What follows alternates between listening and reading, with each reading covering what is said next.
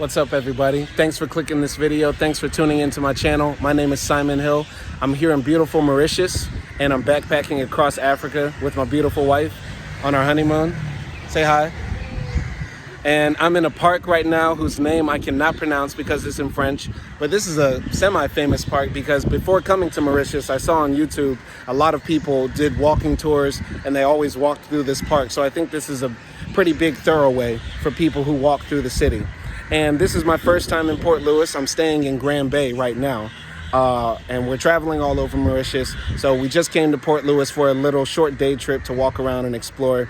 And I'm noticing some things about Port Louis. It is a big city, well, kind of big city. It's bigger than the other cities, at least you'll find in Mauritius.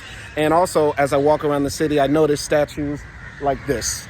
Statues like this of French people who came to Mauritius to settle it, colonize it, move there, however you want to frame it, however you want to say.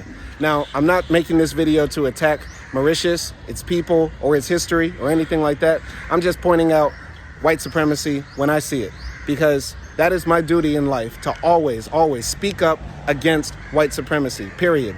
Now, somebody is going to say, or at least they'll try to attack me for saying, I don't know Mauritian history. And they'll say that Mauritius was empty. There were no people here when the French came. Sure, I know this. I'm bringing this up.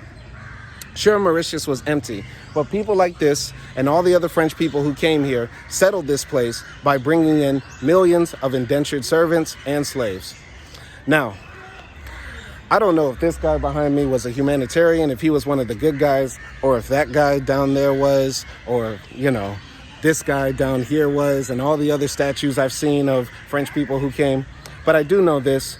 The end result of what they brought to Mauritius and many other parts of Africa and the world was death, colonialism, slavery, indentured servitude, etc. And when I look at these statues, regardless of who the people were, these are symbols that do not reflect the actual people of Mauritius. As you walk around, Mauritius is full of beautiful, beautiful black and brown people, Indians, black people, and also there are some white people. I'm not trying to attack white people. I have no problem with white people. I can't be racist. My wife is white. Anyway, I'm not trying to attack white people, but I'm saying by looking at these symbols all day, it does something to the mind. And also in this park, I've noticed that some people are pissing in the park, throwing trash in the park. So maybe it doesn't matter. But I would say if I was Mauritian and I walked past statues like this every day, all day, it would do something to my mind. It would have some effect on my self-esteem. It would affect me in some way to view this as the standard of glory, power, excellence.